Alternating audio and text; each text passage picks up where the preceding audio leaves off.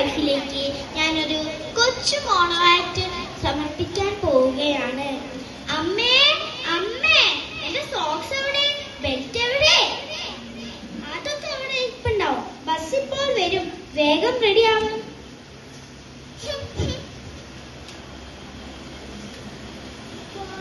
By അമ്മേ, bye bye. Good morning കുട്ടികളെ. ഇന്ന് എല്ലാവരും ഹാപ്പി ആണല്ലോ. വെക്കേഷനിൽ നിങ്ങൾ എവിടേക്ക് പോയി? ടീച്ചർ, ഞാൻ പാർക്കിൽ പോയി, കുറെ കളിച്ചു. ടീച്ചർ, ഞാൻ ബീച്ചിൽ പോയി, കുറെ കുളിച്ചു. അല്ല, അനുമോൾ എന്താ കരയുന്നത്?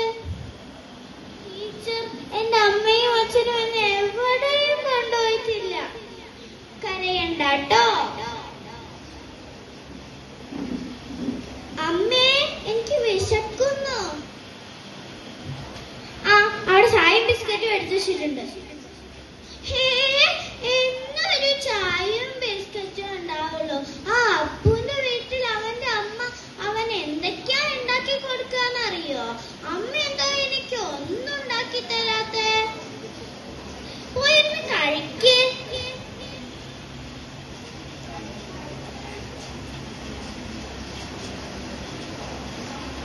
അമ്മേ, എനിക്കൊന്ന് ഫോണ് തരാമോ?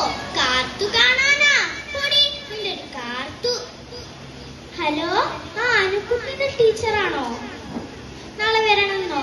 ഓക്കെ, ശരി.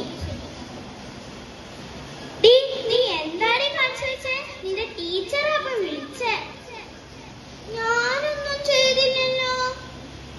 അച്ഛൻ വരട്ടെ, കാണിച്ചു തരാം. അശ്വതി, ആ നിങ്ങൾ എത്തിയോ? നിങ്ങളെ പൊന്നാന മോളെ ടീച്ചറാപ്പ വിളിച്ചേ. നീ എന്താടി കാണിച്ചേ? ഞാനൊന്നും ചെയ്തില്ല അച്ഛാ, അമ്മ വെറുതെ പറയാ. ശരി, നമുക്ക് പോകാം. ആ അനുക്കുട്ടിയുടെ ടീച്ചറാണോ? വരൂ, ഇരിക്കൂ. എന്താ ടീച്ചർ പ്രശ്നം? പ്രശ്നമൊന്നുമില്ല. ഞാൻ ഇവരോട് ഒരു ചോദ്യം ചോദിച്ചു. അപ്പോൾ നിങ്ങൾക്ക് വലുതായാൽ ആരാണാവേണ്ടതെന്ന്. അപ്പോൾ എല്ലാവരും പറഞ്ഞു ടീച്ചർ ആവണം, ഡോക്ടർ ആവണം എന്നൊക്കെ. പക്ഷേ അവള് ഉത്തരം കേട്ടപ്പോൾ ഞാൻ ഞെട്ടിപ്പോയി. അവൾക്ക് അവളുടെ അമ്മയുടെ ഫോണായാൽ മതിയെന്ന്. നോൺസെൻസ്. ഇതിന്റെ കാരണം നിങ്ങളാണോ എന്നൊരു സംശയം. ടീച്ചർ, എനിക്ക് പണിയായതുകൊണ്ട് ഫുൾ ബിസി ആയിരുന്നു. ഇവളാണെങ്കിൽ എപ്പോഴും ഫോണിലാ.